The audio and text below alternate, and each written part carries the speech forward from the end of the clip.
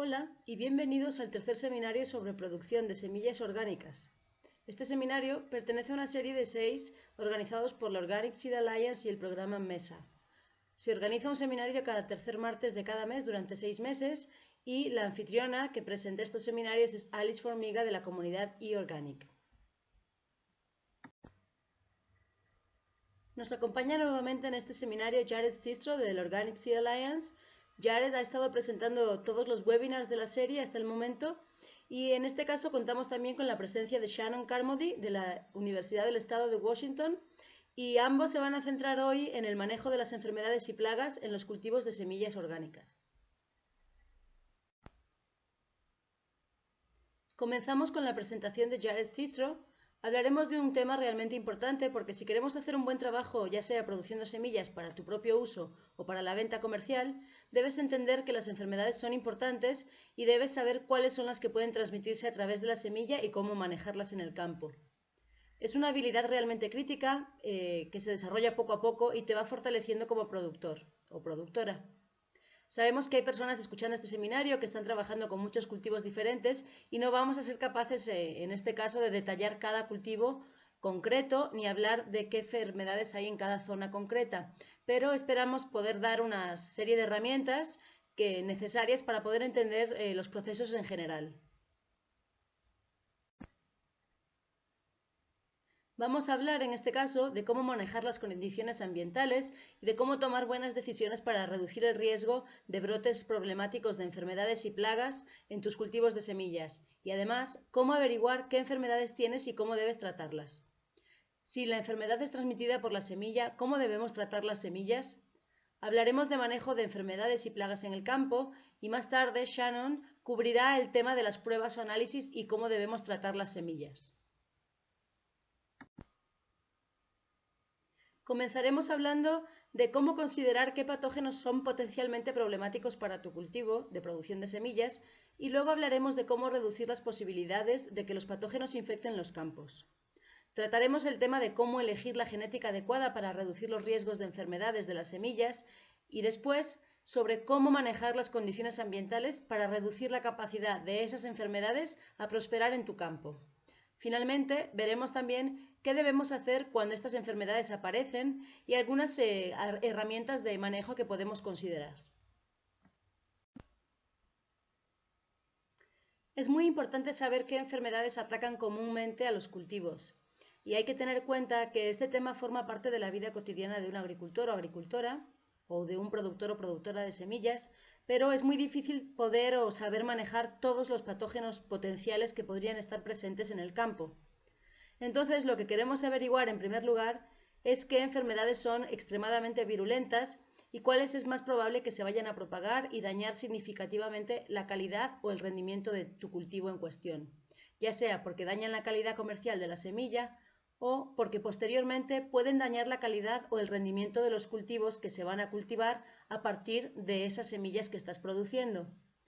En segundo lugar, debemos pensar en las enfermedades transmitidas por la semilla, que te pueden causar diferentes problemas bastante significativos, o bien enfermedades que se transmiten a través del aire o a través del suelo, o vectores como insectos que pueden llevar semilla infectada a otros campos. Así que saber qué enfermedades son típicas de la semilla es en sí algo muy importante y que debemos entender. Estas son las enfermedades de las que necesitas estar alerta y evitarlas en el manejo de tu cultivo. Finalmente, puede haber enfermedades potenciales que son problemáticas para tu cultivo, pero que simplemente no se encuentran en tu región debido a que el clima no es propicio para ellas o simplemente porque todavía no han llegado. Así que, pues bueno, ¿cómo averiguar esa lista de enfermedades potenciales? Para considerar qué patógenos pueden ser potenciales en tu zona o región, uno de los mejores recursos es hablar con un fitopatólogo, como lo es Shannon, que va a hablarnos más tarde, o buscar en tu estado al fitopatólogo apropiado. Los fitopatólogos son especialistas en las enfermedades de los cultivos y esto va a ser muy útil. Hay ciertas referencias que pueden ser útiles, como la Sociedad de Fitopatología Americana, con sus siglas en inglés APS, que ofrece recursos en los que quizá vale la pena invertir dependiendo de qué cultivos estés manejando. Ofrecen importantes imágenes a color y herramientas de diagnóstico que pueden ayudarte. También está el libro de The Seed Garden, elaborado por Organic Seed Alliance en conjunto con Seed Savers Exchange, que tiene una tabla al final con algunas de las enfermedades más comunes. También es muy importante y útil el texto de John Navasio, de Organic Seed Grower, que tiene una tabla al final. Además, en Organic Seed Alliance tenemos diferentes publicaciones específicas para cada enfermedad, así que una vez que tienes una idea de cuáles de las enfermedades son potencialmente problemáticas para ti, podrías estar haciendo frente, entendiendo mejor su ciclo de vida, sus preferencias climáticas y ver cómo limitar su crecimiento y propagación. Por lo que, pues cuanto más puedas revisar este conocimiento antes de tiempo, anticipándote, pues estarás mejor preparado. Ser proactivo y controlar estas enfermedades en el campo es el primer paso en el manejo exitoso de ellas antes de que lleguen a crecer y atacar verdaderamente tus plantas. Uno de los aspectos más importantes de las plagas y el manejo de enfermedades y la agricultura orgánica es hacer buenas rotaciones. Esto significa un periodo prolongado en el que evitas la siembra de cultivos de la misma familia en el mismo lugar durante varios años. La duración de esa rotación dependerá del cultivo y de las enfermedades que estás tratando de manejar, porque esencialmente lo que estás tratando de hacer es dar suficiente tiempo para que las esporas de enfermedades o huevos de insectos pierdan eventualmente su viabilidad antes de volver a plantar de nuevo en ese lugar. Así que muchos agricultores usan rotaciones espaciadas de 3 o 4 años. La Universidad Estatal de Oregon trabajó con agricultores orgánicos de éxito a largo plazo y se encontró que uno de sus desafíos mayores era el manejo de enfermedades y que muchos de ellos habían encontrado que si no plantaban la misma familia en el mismo lugar por hasta 8 años, era lo que realmente funcionaba para manejar algunas de las enfermedades más problemáticas de sus cultivos. Para poder hacer algo así, se requiere que tengas una extensión de tierra grande y que puedas manejar estas rotaciones largas. Eso involucra diferentes estrategias de mercado para que puedas cultivar con éxito y puedas comercializar hasta 7 tipos diferentes de familias y no te veas obligado a solo cultivar una o dos familias una y otra vez. Otra cosa importante, y esto es algo que en cierta medida puede ser un conflicto, son los métodos de labranza reducida y dejar materia orgánica en la superficie del campo para evitar escorrentía. Aquí hay que tomar decisiones en cuanto a un compromiso entre la reducción de labranza y manejar esa materia orgánica en el suelo frente a manejo de enfermedad, por lo que es algo que debes considerar en base a qué enfermedades estás tratando. Deberás decidir si deseas o no incorporar el residuo de nuevo en el suelo, rompiéndolo para que los microorganismos del suelo puedan eliminarlo y de una manera lo suficientemente rápida antes de que se siembre de nuevo. Así que, una vez más, dependerá de las enfermedades específicas que estés manejando. Debes tener en cuenta que muchas enfermedades que afectan a tus cultivos de producción de semillas también pueden infectar otras plantas de la misma familia o incluso de diferentes familias, además de malas hierbas comunes en tu campo, por lo que, una vez más, dependerá todo del manejo, del mantenimiento de bordes de campo limpios y debes exactamente quitar esas malas hierbas que pueden ser potenciales anfitriones de las enfermedades que afectan directamente a tus cultivos. También, en muchos casos, cuando cosechas semilla, algunas se caen al suelo y germinan, y entonces vuelven a ser un gran atractivo para los patógenos que atacan a ese cultivo en especial, por lo que deberás ser cuidadoso y eliminar esas plantas, porque además pues podrían ser un peligro de cruzamiento accidental si estás cultivando otra variedad. Shannon va a hablar de esto más tarde.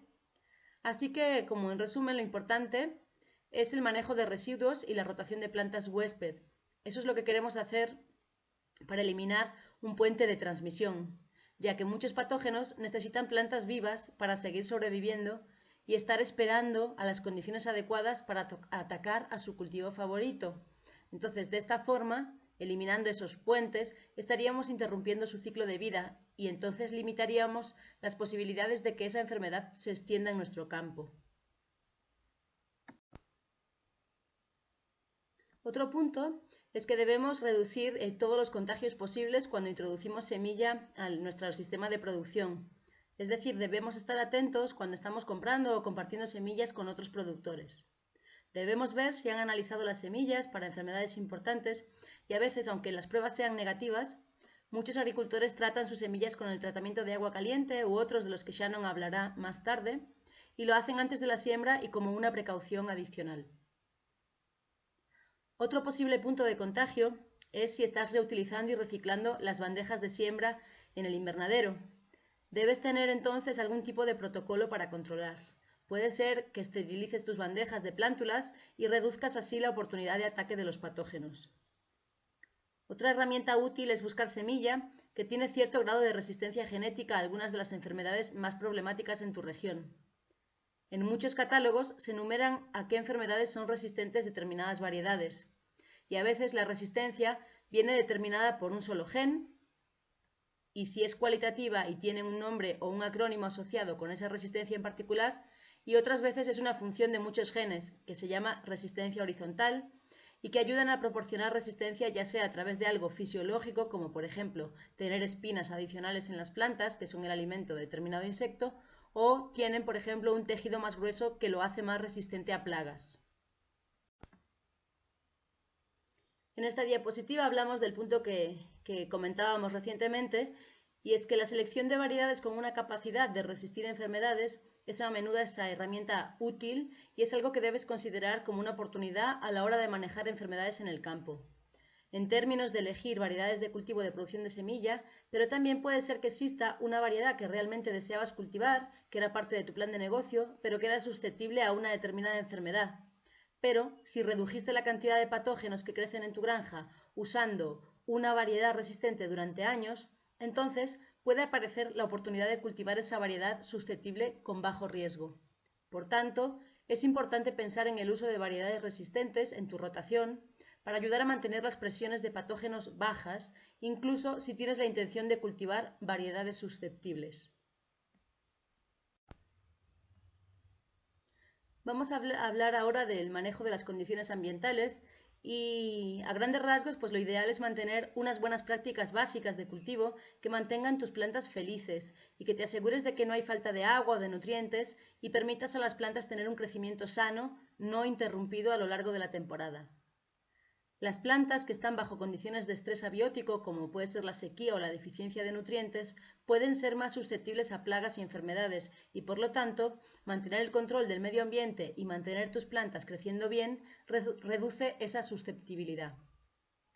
Cuando hablamos sobre el momento adecuado de plantar, y esto se remonta al primer seminario web de esta serie, debemos pensar y trabajar siempre hacia atrás, desde el momento de la cosecha y las fechas ideales de polinización, para poder entender qué rango de tiempo tengo en cuanto a la siembra y decidir si tiene sentido plantar más temprano o más tarde en la temporada para poder reducir condiciones ambientales que puedan permitir a los patógenos prosperar.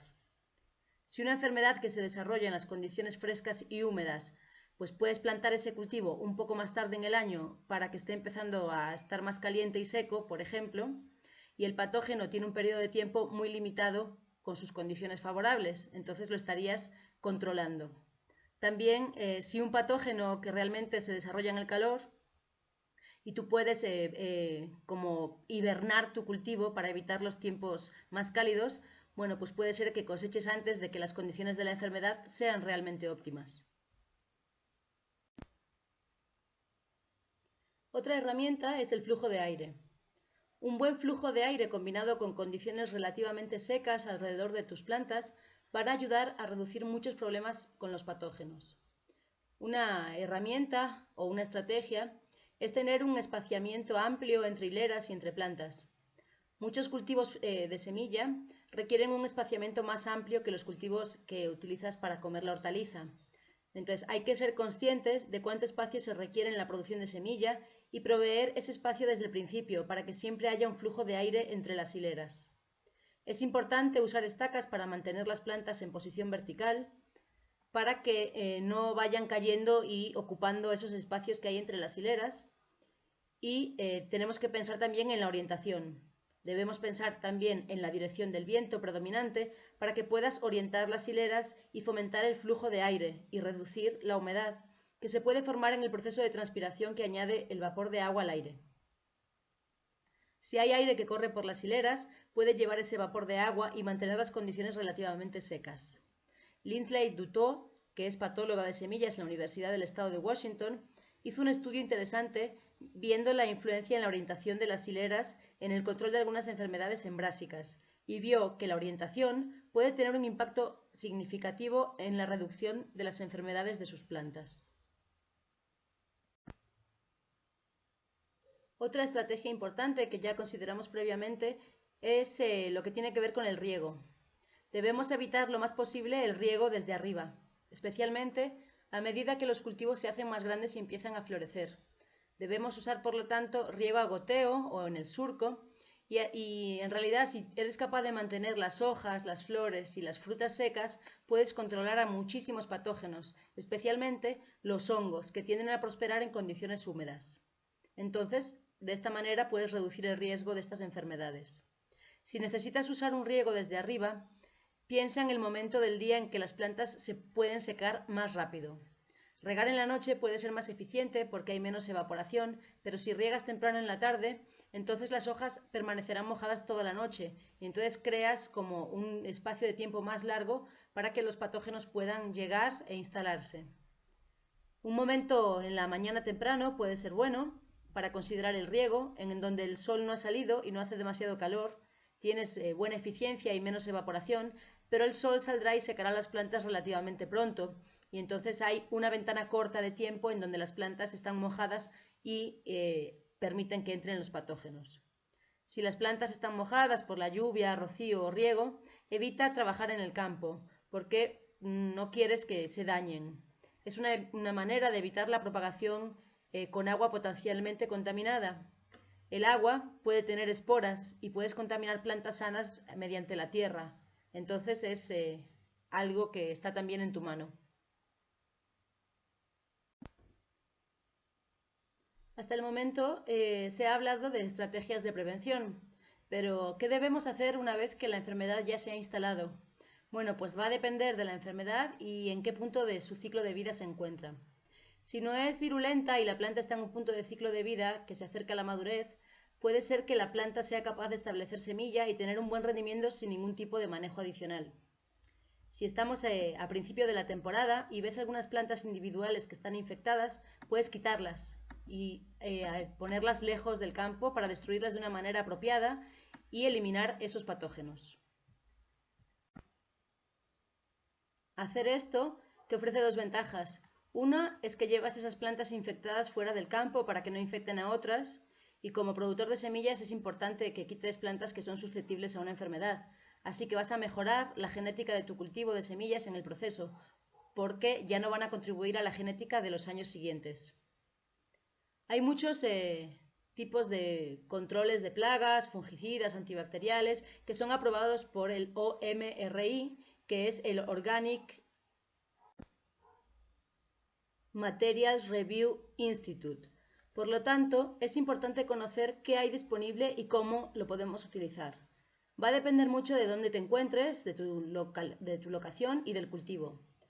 Un consejo general es que tienden a funcionar mejor si se aplican relativamente temprano en el proceso de un brote.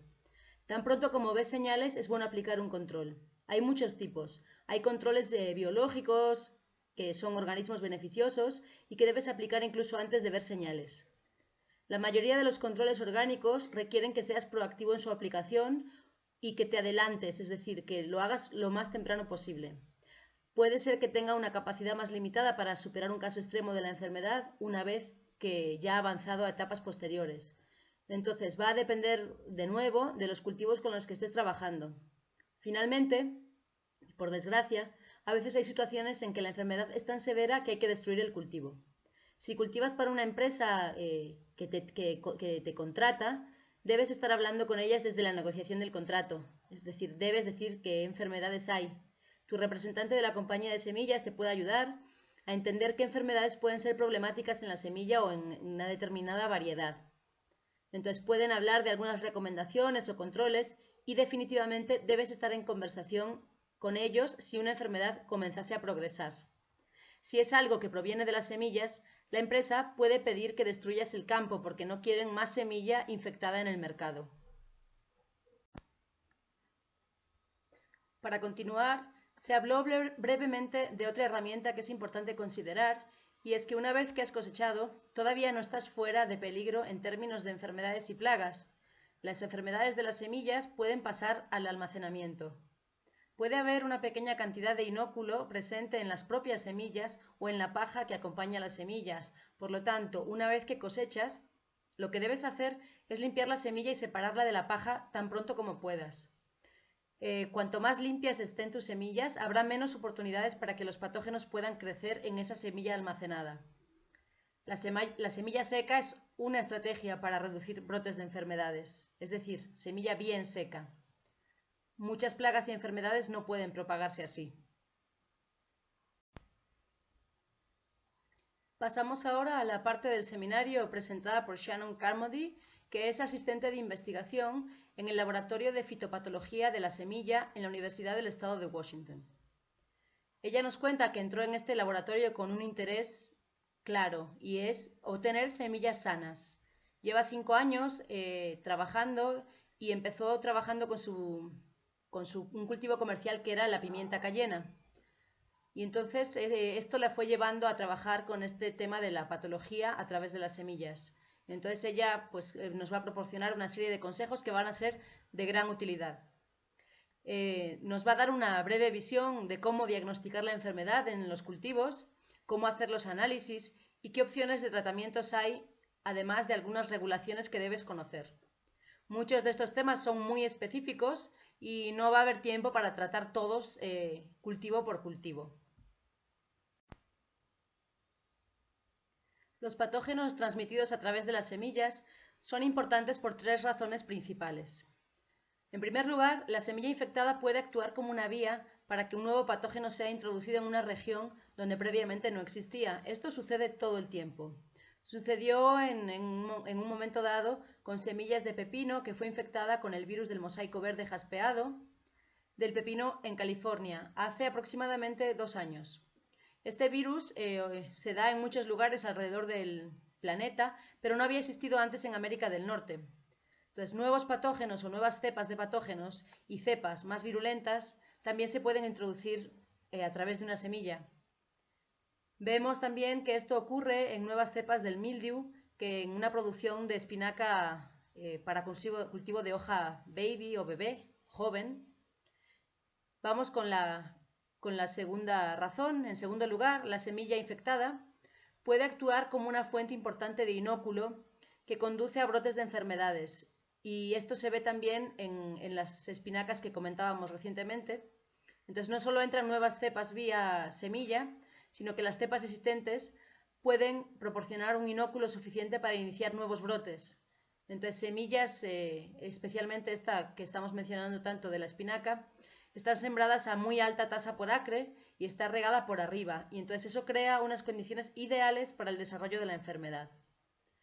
Hasta incluso niveles bajos de semilla infectada puede ser perjudicial en este tipo de situación. Y vamos a hablar de la tercera razón. En tercer lugar, los patógenos en las semillas, como Alternaria brassícola, son patógenos que atacan a las brásicas y pueden reducir mucho el rendimiento. Hay una pequeña imagen en esta diapositiva que muestra una semilla de nabo germinando en un agar nutriente. Entonces, si has pasado mucho tiempo viendo hongos, puede ser que identifiques varios hongos en esta semilla. No todos son patógenos, pero vemos que hay una gran cantidad de vida microbiana en las semillas que quizá pues, nos sorprendería o no contamos con que eso sea así. Shannon nos comenta en esta diapositiva que ella considera importante ver el trabajo de los que han estado antes de nosotros, que estamos metidos en la agricultura. Y entonces hay que señalar que el estudio de los patógenos transmitidos por semilla no es algo nuevo. Han existido programas formales de estudio por más de 100 años. La AFAS del Departamento de Agricultura de los Estados Unidos empezó en 1912 con el Acta de Cuarentena, que contenía los objetivos explícitos para proteger la agricultura del país de plagas de plantas exóticas y otras enfermedades y prevenir la propagación de esas plantas dentro de los Estados Unidos y además certificar productos agrícolas para exportar. Paul Neergaard, espero haberlo dicho bien, está considerado el padre de la patología transmitida mediante la semilla, y el término de patología de semilla fue creado por él y Mary Noble, y pues se pueden ver aquí marcados y sonriendo en la primera fila de la foto de esta diapositiva. Previamente Jared habló mucho de cómo prevenir las enfermedades, y entonces vamos a hablar un poco del triángulo de la enfermedad porque es algo bastante útil. Este triángulo se usa no solo en patología, sino también en los cultivos en general, y estamos viendo estos factores bióticos y abióticos que cuando uno trata de diagnosticar la enfermedad, pero estos factores no causan la enfermedad por su cuenta. Entonces, si piensas la enfermedad como un triángulo con tres componentes, tenemos al huésped susceptible, al patógeno virulento, y al ambiente apropiado. Cuando piensas en manejar una enfermedad, debes pensar en reducir el impacto de unos de esos tres componentes del triángulo. En otras palabras, si haces que un lado del triángulo sea más pequeño, vas a tener menos desarrollo de la enfermedad. Por ejemplo, Jared dio la idea de que si reduces el riego desde arriba, vas a disminuir significativamente el ambiente apropiado. Entonces, si cambias a un cultivo que es menos susceptible o que tiene mejor resistencia, también vas a reducir la posibilidad de enfermedad de nuevo. Entonces, esta es la forma de jugar con los tres vértices del triángulo. Cuando piensas en el cultivo para producción de semillas, el ciclo de vida de la planta es más largo y las plantas están expuestas a muchos ambientes diferentes. Por lo tanto, el lado ambiental del triángulo es realmente largo para los cultivos de semilla. Algunos de estos ambientes pueden ser más o menos propicios para ciertas enfermedades. En el oeste de Washington, por ejemplo, los inviernos son ideales para el desarrollo de ciertas enfermedades fúngicas. En estas imágenes que vemos ahora, se muestra la mancha clara de la hoja, que es un patógeno, y la enfermedad con la que Shannon está trabajando en su tesis de maestría. Entonces lo está utilizando como un ejemplo. Hay veranos secos que dan una gran ventaja cuando la enfermedad no puede avanzar y entonces no puede desarrollarse en las vainas y hay que aprovechar ese momento. Si tienes una temporada inusualmente lluviosa, puede ser que pierdas esa oportunidad y la enfermedad puede ser devastadora, sobre todo en cultivos de semilla. En la foto de la izquierda se muestra un campo cubierto de plantas de mostaza y afortunadamente cuando se produce semillas los espacios entre plantas son mayores para que haya un mayor flujo de aire, como nos comentaba Jared previamente. Jared también habló de esos puentes verdes y aquí estamos haciendo una conexión nuevamente a esa idea. Y bueno, pues en el oeste de Washington hay muchos cultivos de cobertura de brásicas y los cultivos para semilla tienen que pasar todo el invierno y entonces también hay producción de brásicas destinada al consumo de la hortaliza. Entonces vemos que hay muchas reservas y lugares para el desarrollo de enfermedades y eso debemos tenerlo en cuenta. En esta diapositiva vemos una continuación del ciclo que vimos en la diapositiva anterior, en donde se veían las vainas infectadas. Ahora vemos la semilla infectada. Lo que es interesante es que la semilla infectada también necesita un ambiente propicio en el lugar de siembra. Entonces, cuando las semillas germinan en un lugar un poquito más seco, tal vez no va a ser un gran problema. Entonces, si va hacia el sureste, donde hace más calor y hay humedad y mucha lluvia, puede ser que sí haya mayores problemas y que la enfermedad que viene en la semilla se extienda. Entonces, el ambiente propicio se extiende a la próxima generación de plantas. Algunos patólogos de la semilla hablan de un cuarto factor, de los tres que hablábamos en el triángulo, y este cuarto sería el tiempo. Hay mucho más tiempo cuando estás trabajando con cultivos de semillas. Las plantas están en el suelo más tiempo y hay que ver qué pasa con la siguiente generación. Vamos a hablar un poco ahora del diagnóstico. Entonces, si sospechas que tienes una enfermedad y conoces los síntomas y cómo se presenta el problema en la planta, puede ser que puedas diagnosticar qué está pasando. Hay muchos recursos para ayudarte con esto. Jared mencionó previamente el compendio de la APS y estos libros pues pueden ser un poco caros, pero pues a veces vale la pena la inversión, especialmente si estás trabajando con un cultivo en particular. En el noroeste del Pacífico, la doctora Dutoit y otros investigadores tienen el grupo de extensión vegetal. y puedes ver también y buscar en las universidades públicas de tu área y encontrar recursos muy valiosos. APS es un sitio que se enfoca más en investigaciones, pero que publican anuncios sobre nuevas enfermedades y apuntes de cómo manejarlas o tratarlas. Entonces también va a ser muy útil que lo estés revisando y puedes revisar el sitio para ver si estás viendo algo nuevo o algo que ya estaba presente. Cuando no conoces el problema de la planta que ves en el campo, puedes mandar una muestra a un laboratorio de diagnosis y esta va a ser muy buena opción. Cuando hay muchos problemas bióticos, es probable que no tengas el equipo o el conocimiento para hacer un diagnóstico correcto. Entonces, si estás trabajando con cultivos de semilla muy valiosos, pues recibir un diagnóstico correcto es clave.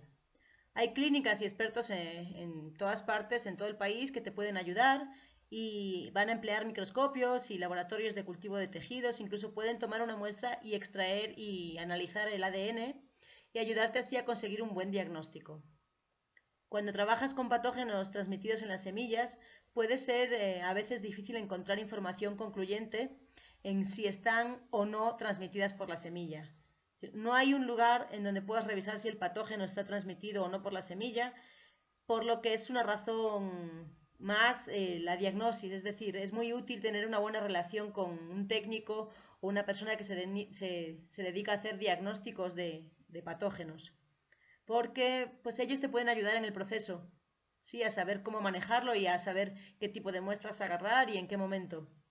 Entonces puedes hacer consultas y, por ejemplo, si la semilla está en cuarentena en algún lado o si puedo traerla a Idaho si está infectada, etcétera, etcétera. Te van a guiar y te van a dar otros recursos además de los que estás solicitando. La foto de la imagen es el virus del cascabel del tabaco en las peonías. Pues no es necesariamente transmitido por semilla, pero bueno, pues es una imagen bella para ver un virus que no como las de MOS que vemos a veces que son más feas. Y bueno, antes de continuar, hay que mencionar que la velocidad y la precisión del diagnóstico depende de la calidad de la muestra que tomas. Entonces vamos a dar unos consejos para ver cómo tomar una muestra que sea útil. Más allá de los consejos para enviar una buena muestra, vamos a hablar de la necesidad de desarrollar una mentalidad de diagnosis para, pues si ves un problema en el campo, empieces a usar algunas herramientas para hacerte preguntas y llegar a una conclusión de la razón del problema que estás observando. Piensa en ese triángulo de la enfermedad cuando presentas una muestra. Entonces es importante presentar con precisión los problemas que estás viendo. Los formatos que suelen acompañar a una muestra de laboratorio pueden pedir alguna información como la que vamos a enumerar aquí, como la edad, la talla, el tipo de cultivar, la locación, la exposición, el tiempo atmosférico, el suelo, el tipo de prácticas culturales o la historia de manejo de la enfermedad en la zona. Además, en adición a esa información básica que acabamos de presentar, puedes pensar en estas 5 preguntas diferentes que van a ser muy útiles cuando estás diagnosticando. Son las que se usan en el laboratorio cuando reciben una muestra de un productor. La primera es, ¿cuál fue el momento de desarrollo de los síntomas en tus plantas? Los problemas bióticos no tienden a aparecer rápidamente ni todo a la vez. Entonces, si te despiertas un día y ves que todo ha cambiado, eso señala un problema abiótico. La segunda pregunta sería, ¿hay más de una especie de planta afectada? Bien, los problemas bióticos tienden a ser más específicos en cuanto a sus especies. Entonces, si ves que algo está afectando a tus cultivos de brásicas, revisa para saber si está también afectando a malezas que pertenecen a la misma familia. Si ves algo que afecta a la espinaca y que también afecta a las brásicas, es una bandera roja porque entonces no es un problema biótico. Debes ir viendo cómo está afectado el campo a nivel macro. Entonces, esto será más fácil tener una visión general. Continuamos. ¿Hay mayores incidentes de problemas en partes más bajas del campo? ¿Es la distribución de síntomas esporádica y al azar en el campo? ¿Parece que los síntomas se están moviendo de un lado a otro en el campo? Las respuestas a estas preguntas te indican cómo se dispersa el problema o si se está dispersando. Esta información puede señalar enfermedades diferentes. Entonces, quieres ver cómo está afectada la planta a nivel micro también. Entonces, si ves la planta, te preguntas, ¿dónde aparecen los síntomas? ¿En las partes nuevas o en las más viejas? Si tienes una deficiencia de nutrientes, estas preguntas van a indicar mucho. Y la quinta pregunta es, ¿qué síntomas o signos puedes observar? Es decir, ¿qué ves que te parece anormal en las plantas?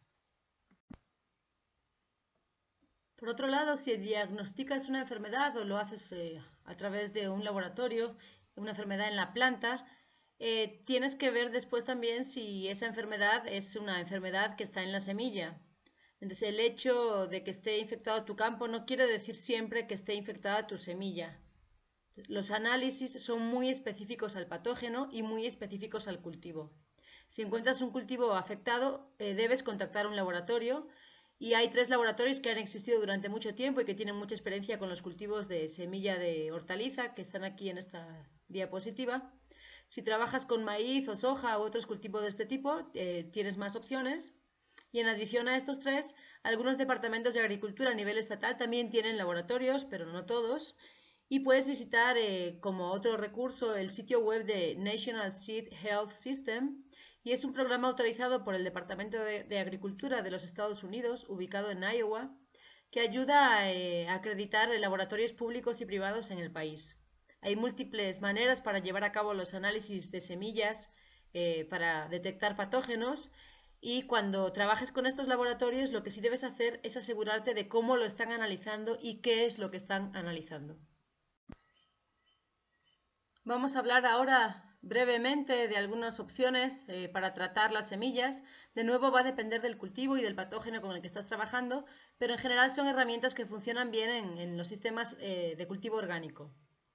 Se ha demostrado que el tratamiento con agua caliente funciona muy bien en una gran cantidad diferente de cultivos. Diferentes bacterias y hongos responden a este tratamiento.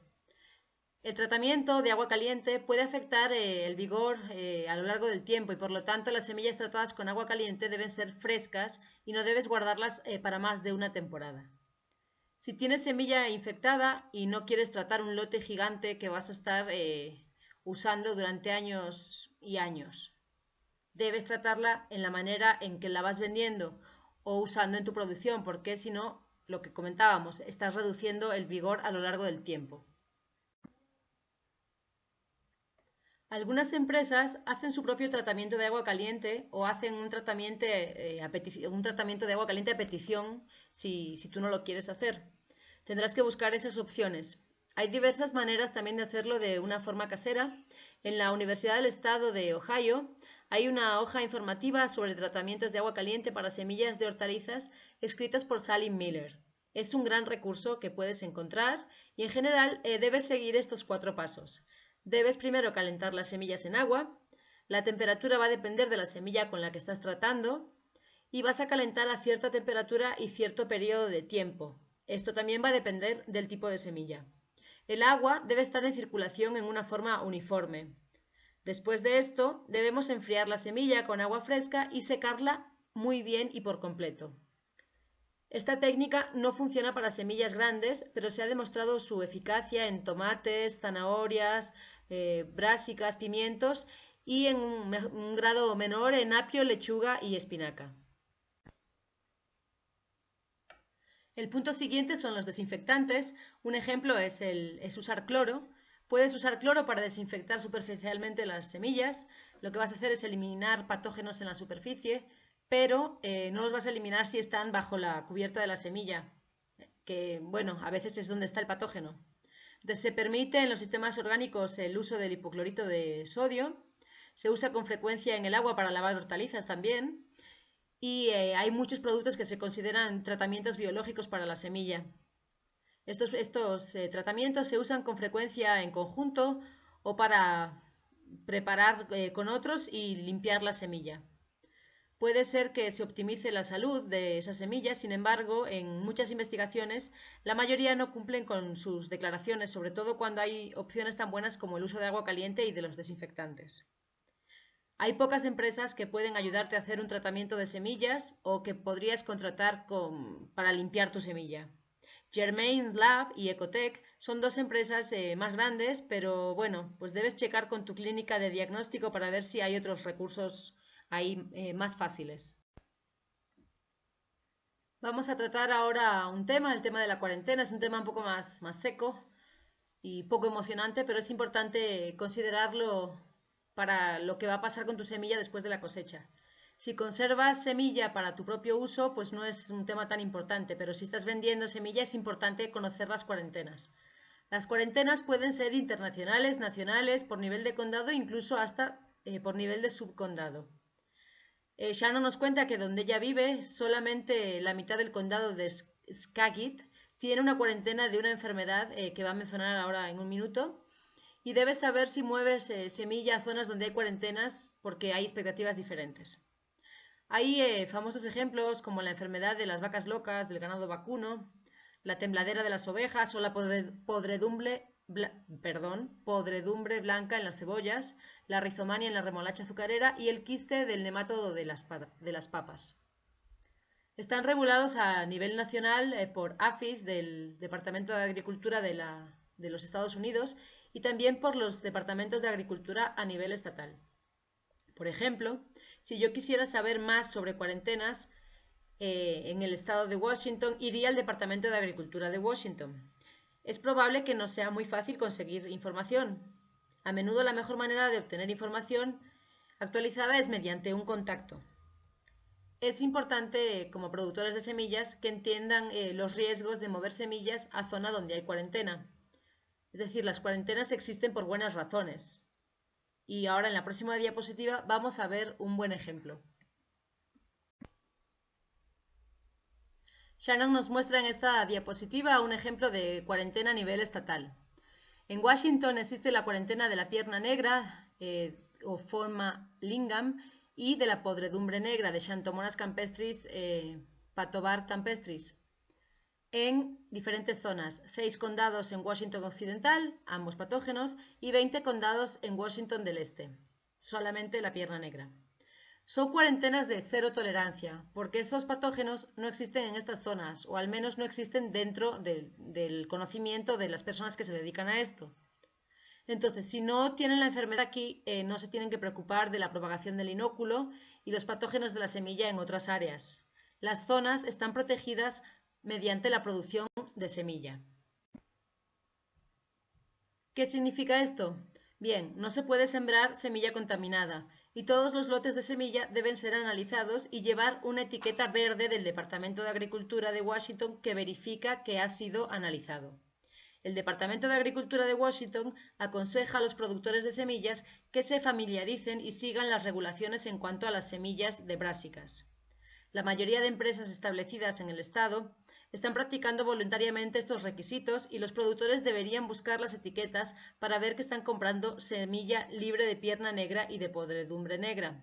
Si se encuentran campos infectados, serán destruidos porque es un riesgo muy alto para el productor.